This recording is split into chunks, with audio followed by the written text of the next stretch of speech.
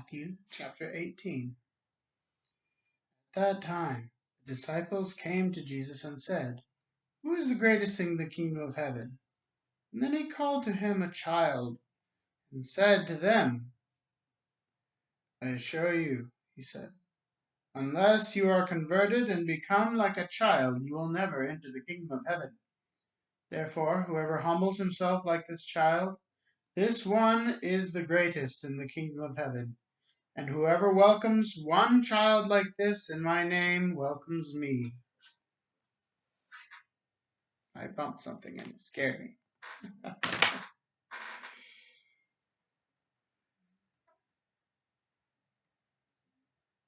And therefore, whoever humbles himself like this child, this one is the greatest in the kingdom of heaven.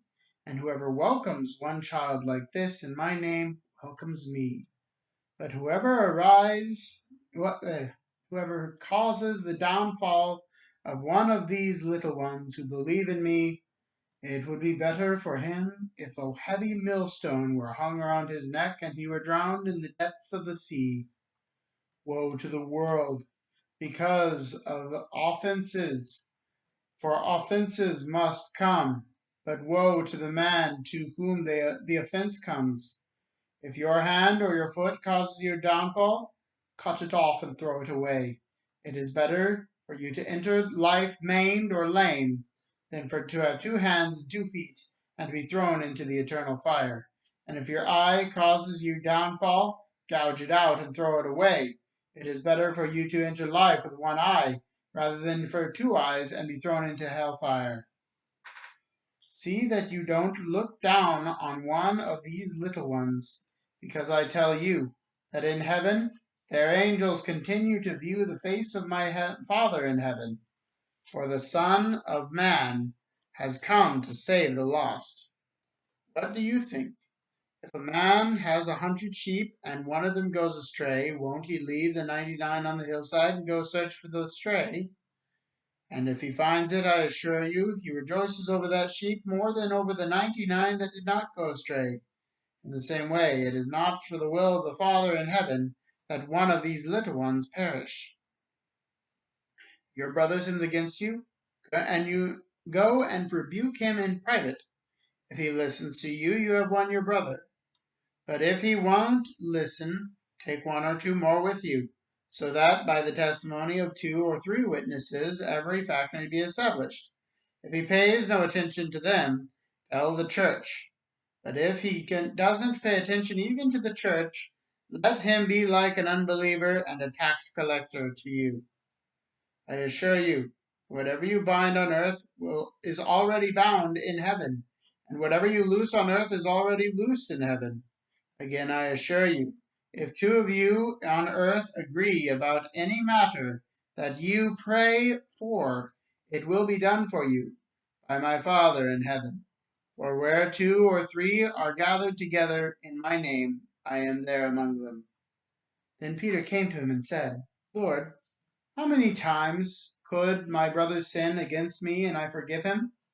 As many as 7 times? I tell you, not as many as 7, Jesus said to him, but 70 times 7.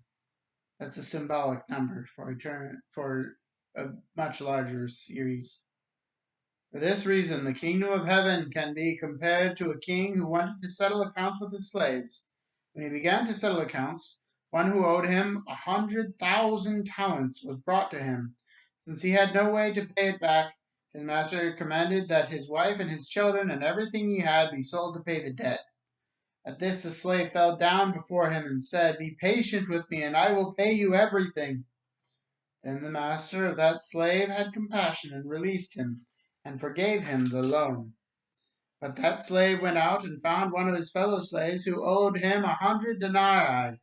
He grabbed him and started choking him and said, Pay me what you owe. At this his fellow slave fell down and began to beg him, Be patient with me, and I will pay you back. But he wasn't willing. On the contrary, he went and threw him into prison until he could pay what was owed. When the other slaves saw what had taken place, they were deeply distressed, and went and reported it to their master, everything that had happened. Then, after he summoned him, His master said to him, "You wicked slave, I forgave you all the debt because you begged me. Shouldn't you also have mercy on your fellow slave, as I had mercy on you?"